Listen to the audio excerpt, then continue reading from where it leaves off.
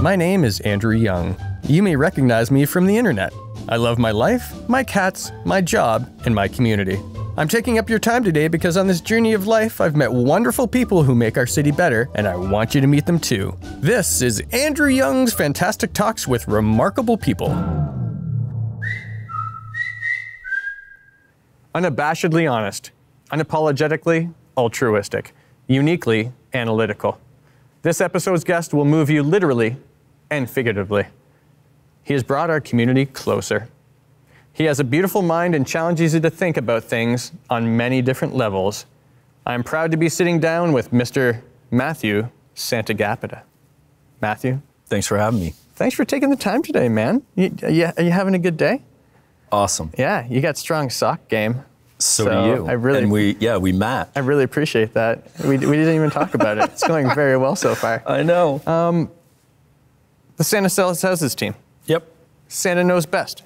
Yep. Monday market update. Business of the week. Finally, locorum. Yep. You've built an amazing real estate team, and you keep pushing the real estate market forward and increase the amount of business and the quality of business. You've created a stronger community because of your efforts by highlighting independent businesses on top of everything else that you do. Why have you selected these independent businesses, and what are you trying to achieve by doing that? Why? So generally, it's kind of a tough question for me. And really, I guess to summarize it in maybe a quick and easy way, it's that not enough is being done for small and medium businesses. That's what it really comes down to. Major corporations, they can afford lobbyists, they can afford, multi-million-dollar ad budgets and things like that. But, which is great, and I'm not knocking big business because you need big business. But when you look at entrepreneurism, small business owners, medium business owners, I mean, it's a grind, it's a struggle. Oddly enough, this love of entrepreneurism and kind of like, the local hustler and grinder stemmed from a few conversations some conversations with you and kind of with some other people where a lot of people think London's boring. Mm-hmm.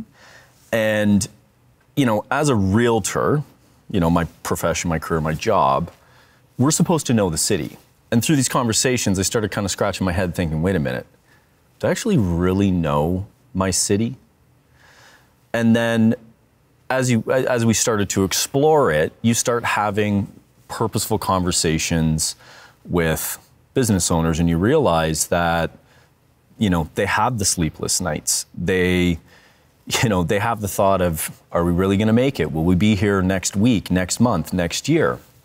And so we started looking at it, like you could say maybe partially a selfish side, because let's be honest, my face gets out there, which is good for business, good for our team, and it, provides income for, everybody in my organization. But you start looking at it more and more, it almost became, I would almost say like an addiction, mm-hmm. Of curiosity.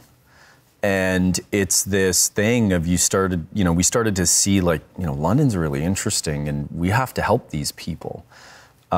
Because, they all have the same worries. And there's no easy way of, there's no magic red button that you can just slap and say, okay, let's help all the entrepreneurs. Let's help all the small business owners. That's the beating heart of our economy. I don't care what anybody says, that if you take entrepreneurism, let's call it, which is small, medium businesses, people who are kind of challenging the status quo. You remove that from our economy, we're in the Stone Ages, and that scares me.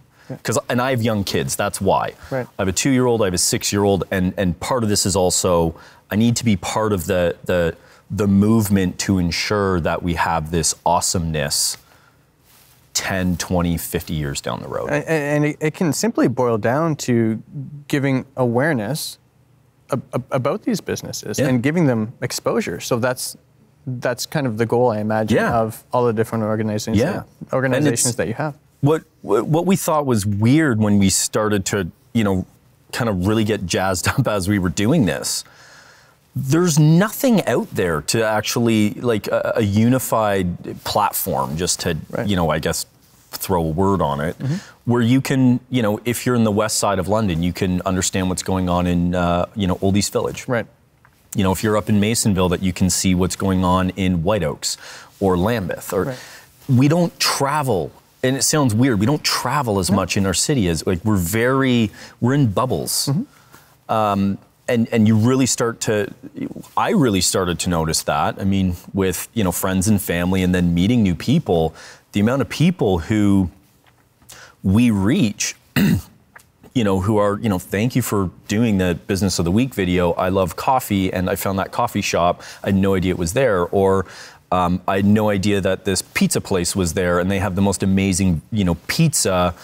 And you're just mind blown. Right. Because there is no mechanism. There's nowhere you can go, and let's just say online, where you're like, what is all the cool stuff going on in London, and how can I support small businesses? I mean, and for example, when you go to Toronto, you've got Blog.to. Yeah. So that's a good platform, and every time, you know, my wife and I go to the city, we're just looking at the new restaurants and what to do, who's in town, what the thing to do. So good for you to sort of bring us to the next level. Yeah. I want to take a second. I want to discuss your new project, Locorum. Yeah. Locorum, break it down. What is it? So, what's it going to be? Okay. What do you want, man? What's going on? I want awesomeness. Yeah, you've already got it. Well, I don't know. Well, either I'm crazy or I'm onto something. It'll be amazing. I hope it's the latter. But so with through exploring the city and you know, kind of trying to you know, participate in building the awareness of all these different, you know, smaller, you know, small businesses. I kind of, like I say, it's an addiction. I want more and more and more. Well, the problem when, you know, we were calling it Santa Knows Best, we're just in this middle of this transition, is it works when I'm attached to it. Right. Because it's like Santagapita, oh, clever, yep, easy to get. The problem is when the addiction of exploring the city and helping these small businesses really started to flourish, we start talking, okay, how can we get other people involved? How can we do other things? And it's like, well, now it just kind of conflicts. It no longer makes sense, because if, let's say, you appear on there, you know, Andrew Young, Santa Knows Best, the frequency is not the same. Right.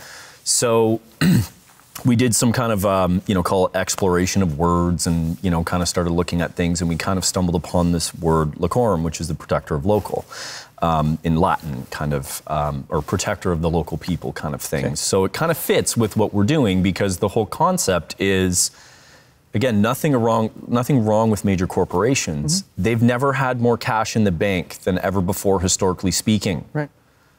They're well off. They're doing fine. They don't need as much support.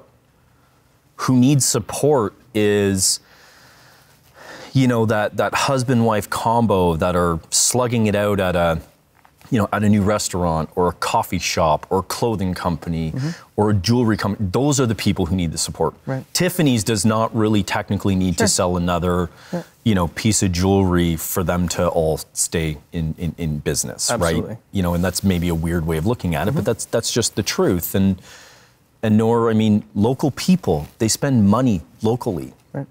They support everything local. It's a movement that's been coming and it's been bubbling up, right? And there's just little voids. So with the creation of Locorum, I mean, it's a you know, it's a website that has a pile of blog content all about the City of London, where we highlight you know, Business of the Week, Best of London series on every single category. I mean, well, we want to do every single category. The thing is, we have about 500 Best of London ideas. It's just trying to get there.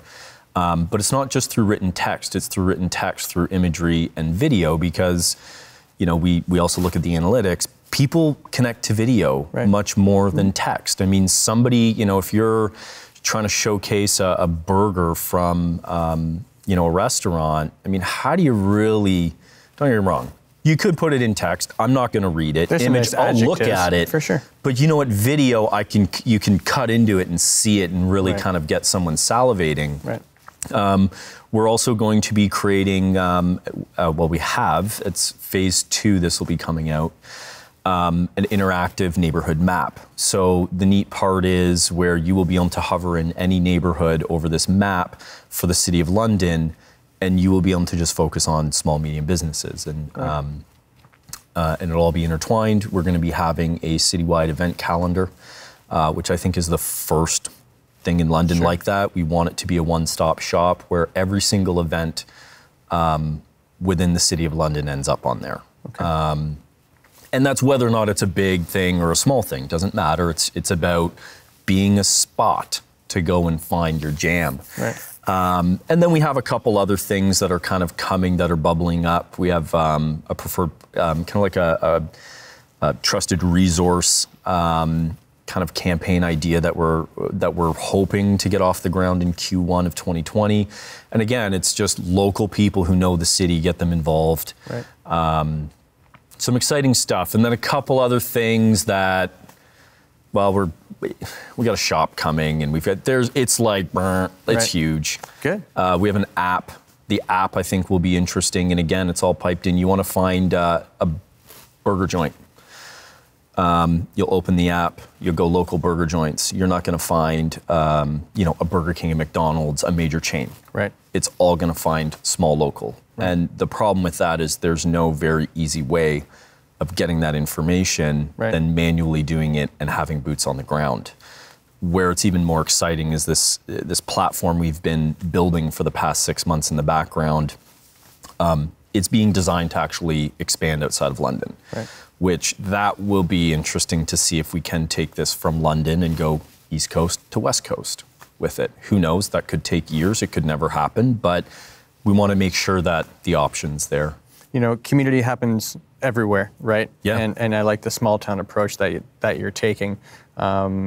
Congratulations on being, a community champion, and thanks for being a community builder. I know that you're much too humble to consider yourself either one of those, but I'm telling you that you are. Unfortunately, all good things must come to an end, and here we are at the end of this episode. As always, I love talking to you, man. It's always a good time. Yeah. So thank you to Matt Santagapita, and thanks to the Wolf Performance Hall for being incredible hosts today as well. So thanks again for your time. Appreciate it. Thank you, AY.